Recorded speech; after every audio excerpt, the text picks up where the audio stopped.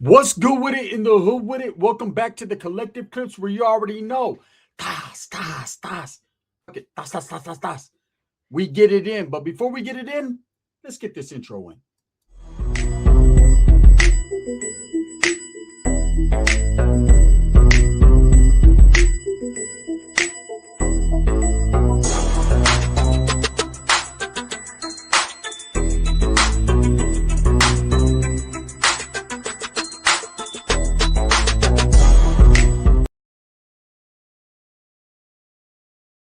Welcome back to the channel. And if you haven't already hit that like and subscribe button, make sure you go ahead and do that.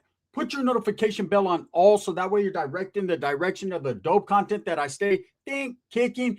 And I appreciate the motherfucking support. We are back with another episode of Whoopin'. I love saying that. Super Gunner, right? And that's where I tell my stories with a twist, right? Different incidences that happen in my life that shape the person that you see before you, right? And so it's a well-known facts, right?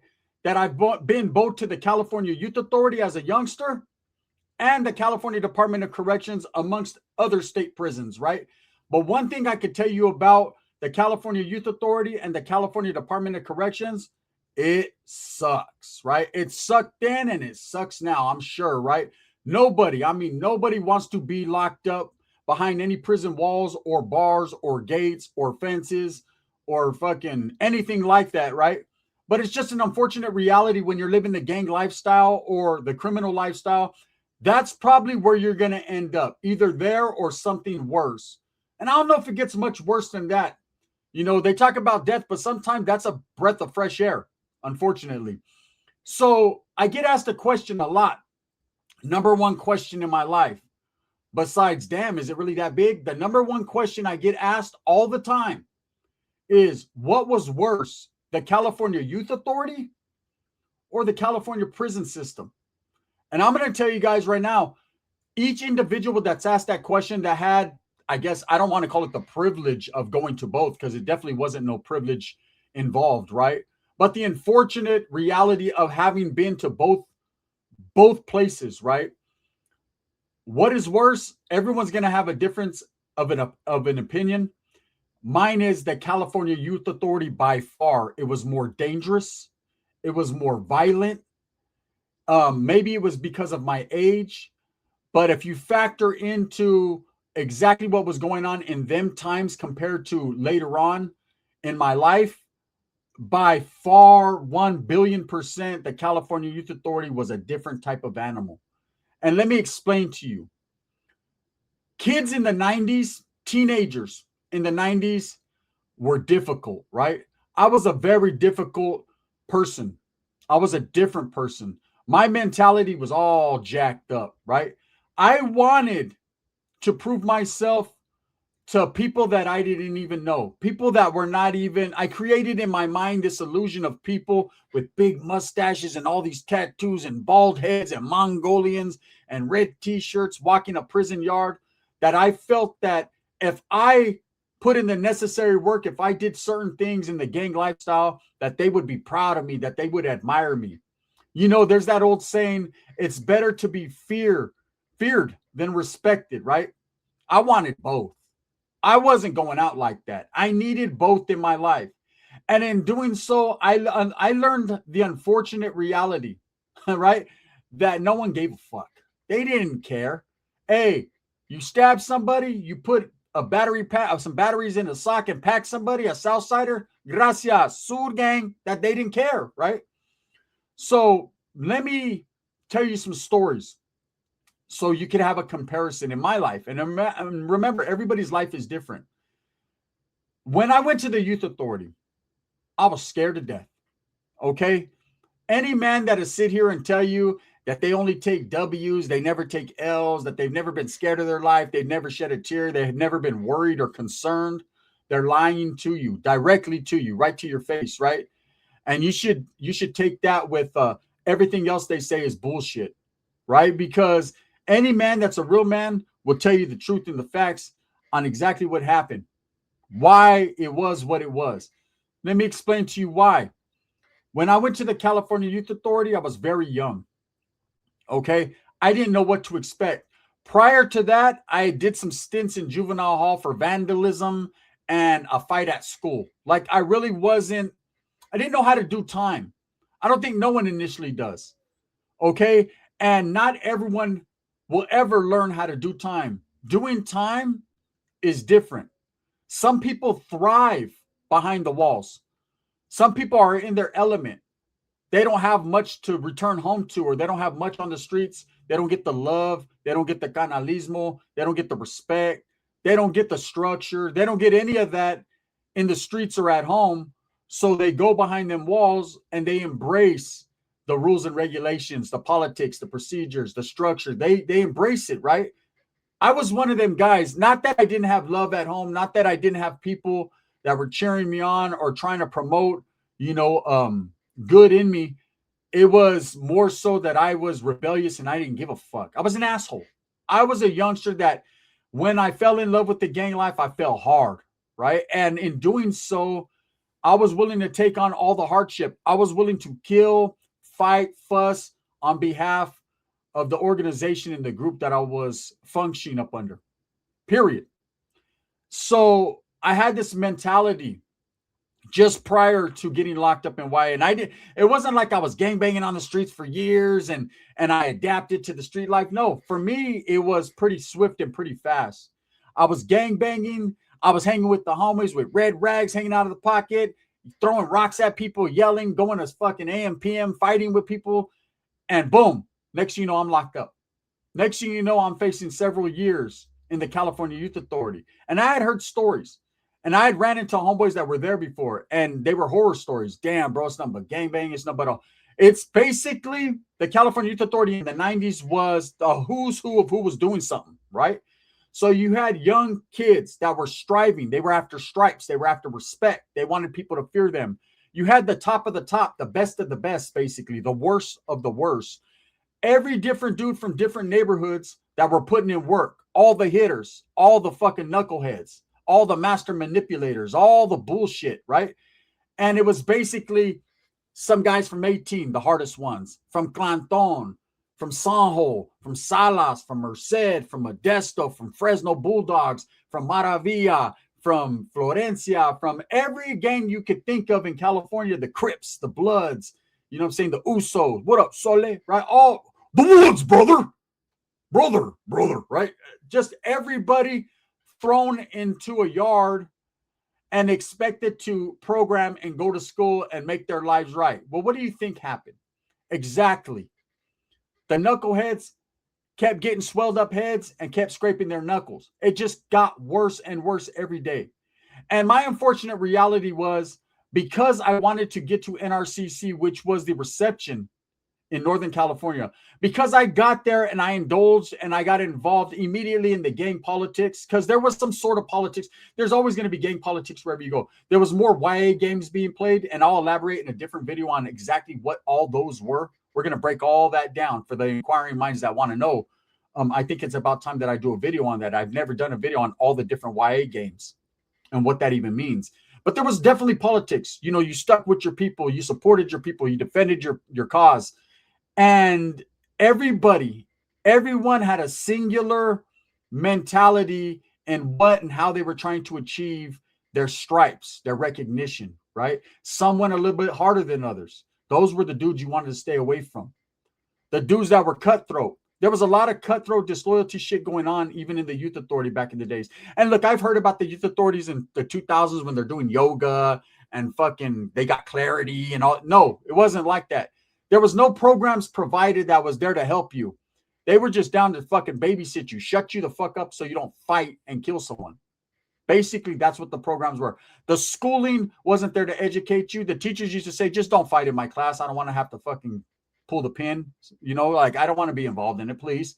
Gang outside of the classroom. You know, there was people that just sat in the classrooms, just striking up their neighborhood, scraping it right into the desks. And the teachers are just looking. They'd be like, you got good handwriting. And that was basically it. Fights every day. Fight. Fight club, right? Straight Brad Pitt shit. YA was a jungle of misguided youth. And I'm not going to say they were misguided by gangs or groups. We misguided ourselves. Our mentality was misguided. We were all fighting for something bigger than ourselves that we didn't even understand.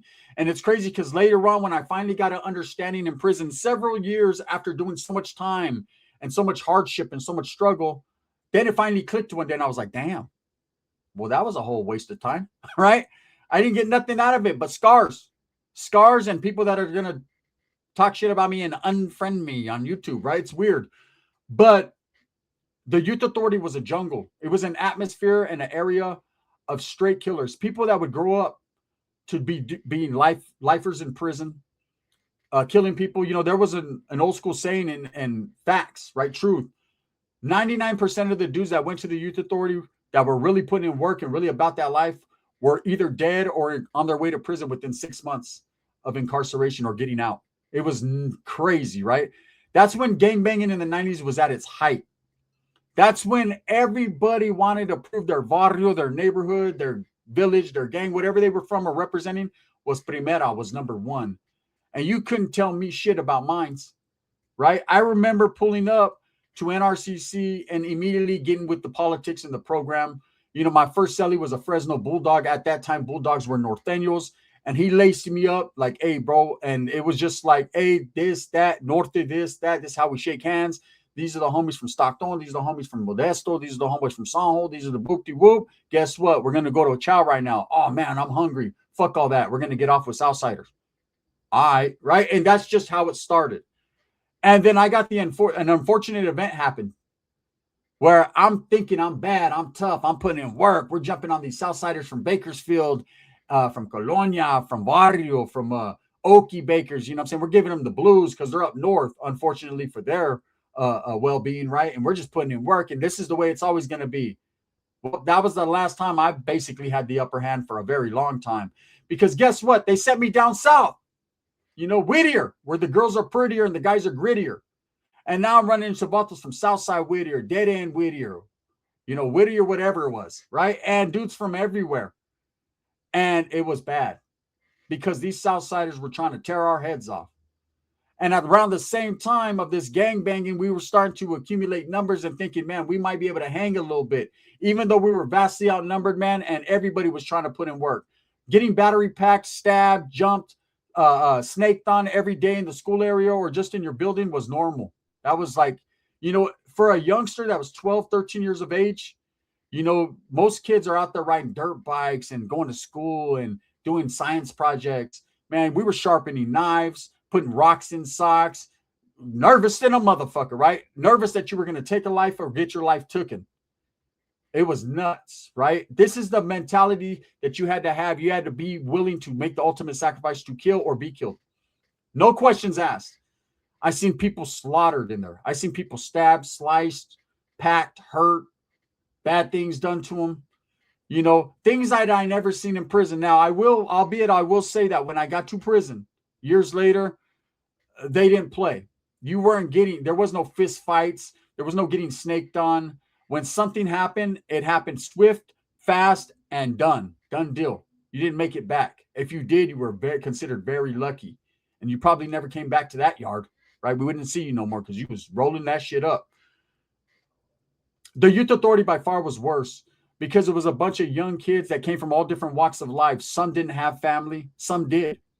You know, and that would create animosity because you would see guys that, you know, had money. They were getting money put on their books for canteen, packages sent every quarter. They had the nice clothes, the food. And then there was people like myself that came from a single mother household, man, that she had other kids that she was raising. So I did the expectation of money and looking out for me and visits and all that. I knew I didn't have that coming. I put myself in that position. I thought I was bad, right? You notice, trip out on this. You always notice this. This is what I noticed, man. These motherfuckers think they're big and bad and all that, and then they get locked up and expect people to take care of them.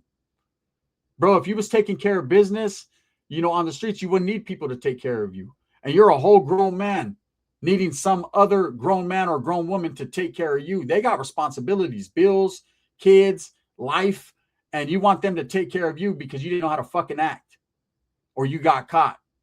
You should have got caught filling out a job application instead of getting caught fucking smoking dope. Straight up. That's just the truth, right? That's something I didn't understand at that time. I was promoting unity, not amongst the raza, not unity for the people the oppressed people, not unity for the Norteños, so that we could unify and go beat up some Southsiders. That was what I was trying to promote. Stupid, right? But that just was my mentality. I'm not saying that these gang members are all stupid and they're not intelligent. I'm just saying I didn't have an intelligent thought in my mind when it came to support for my people. I was bringing them down, not lifting them up. Period. And I thought that was the cool guy. I was the cool guy, right? I was uncool. So the situations we went through, man, I seen several incidences where people were hurt bad. And I'm not going to lie, it concerned me. I was worried. I was very worried. But anytime I was in the vicinity or the presence of another homie that was not even from my city, that I grew up with, that really could give two shits about me, right? But they proclaimed they did, and I acted like I did too, right? Maybe I did a little bit more than they did because I was willing to sacrifice time, go to the whole fight. Man, there'd be homeboys. I see Southsiders get off on homeboys. I'd run all the way across the quad area, all the way across the school area, all the way across the building to get involved in it. And, you know, there was plenty of situations where people were getting off on me and I'd see the homeboys just walk by. You hear stories like that and you don't believe they're true, but they're facts, right? I've went through it. And still I wasn't disillusioned. He just maybe didn't see it, eh? I was psyching myself out. I was lying to myself. But it was bad. Why the way people were not only gang banging with each other and fighting each other and sacrificing each other and time away from your family. You learn things. You developed a hardened skill, how to do time. You also developed an understanding that, hey, at the end of the day, man, you have to do whatever you have to do to survive, especially in a crazy place like that. You know, you learned how to be away from your family. You learned how to be on your own. And these are all good things in life, but these are things that we were too young to have to learn. We didn't need to learn that yet. We were still babies. We were still young, right? You had to deal with the staff. The staff could give two shits about you. They didn't give a shit. You know, they weren't called correction officers. They were called YCs, youth counselors, and they were called what's the other thing, man? It skips my mind space. Fuck why, right? But GSs, right? The GSs and the YCs is what they were called. The GSs wore like typical correction officer uniforms, and the YCs dressed in plain clothes, and they were your counselors, and they were the worst ones. GSs at least did their job. Counselors didn't give a fuck, right? And so there was a lot of people that were hurt, a lot of people that were abused. There was a lot that happened. So yes, YA was much worse than prison. Now, prison was a different animal. When I went to prison, when I got to prison, I wasn't nervous. The expectation was I'm going to be amongst the homeboys. Now's my time to shine. I was happy the first time I went to prison. I was excited. I was like a kid in a candy store. I'm finally hitting the big time. I'm finally going to be around some real homeboys, right? Motherfuckers that got love for me. It's going to be structured up. It's going to be politics, man. This is what it's all about. This is what I've been striving for years. Acting in the animalistic ways I was acting to get to a place of beasts, right? Because I felt like I was right there up to par with everybody. Well, I quickly learned, no, I wasn't, right? But one thing I was for sure about was that youth authority helped me get an understanding of how to do time, you know, to understand that I'm going to be away for a while from my family, from the streets, from the community, from society. And I was cool with that. You know, I didn't want to do all day. I didn't want to do life, but I was cool with doing 5-10 years. It was what it was, right? And so I got to prison, and that mentality, that YA mentality that I felt helped me, hindered me. And it hindered me not because I didn't know how to do time or because I wasn't striving for my people, but it hindered me because I didn't know better. I thought prison was still like YA. So I went in there with a rambunctious attitude that I want to get off. I want to get off. And best believe if you have that attitude, they're going to hand you a knife and say, well, ponle, do your thing. Better you than me. Ese, right? Sur gang. And luckily, you know, I was involved in some removals where no death occurred. I'll say that. But I got sangre on my hands. I got my fucking hands dirty like the rest of them would, right? I handled my business for my people and started to realize over time, doing time, that it was the same old people that were doing it. And other dudes, I never seen them do nothing. Now, I didn't question it because they had status or they were in a position that I couldn't question. But when I became a part of the COC, when I became a part of where I could question it and I had positions, then I did. And what happened? Unfortunately, my career ended. Once I started asking questions, I got shut down quick. You know, I was already disillusioned at that point. I seen bad things happen to bad people in prison. You know, I'm not going to sit here and say, oh, I've seen bad things happen to good people. We were all bad. We all committed crime. There were some innocent people, but, you know, they had to do what they had to do to survive in prison. I got a lot of stories I could tell you about prison that I've never told, that I've refrained from. But I will say that it was more structured, more political, more respectful than the youth authority ever was. So the level of violence in the California prison system is pretty violent, especially nowadays, man. You see dudes get hit 150 times. Pretty violent, right?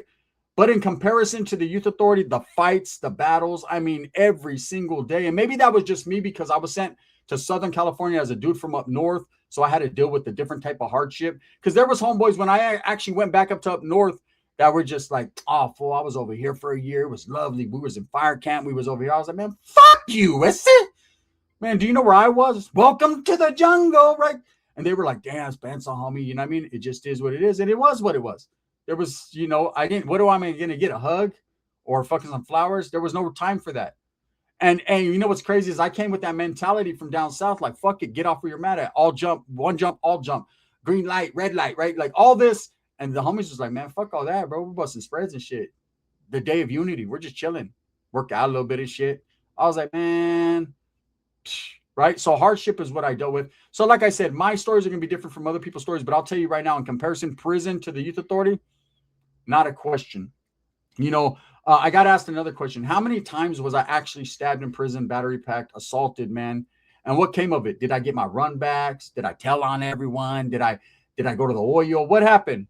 Well, we're going to continue the Super Gunner tomorrow, man. And I'm going to let you guys know a little bit about all that. Because there's a big story going around. Dreamer from Fresno, or from Corcoran, actually. You told on him. You did this. You did that. He stabbed you, man. We're going to break all that down. I've done it before, man. But we're going to do it again, more elaborate this time.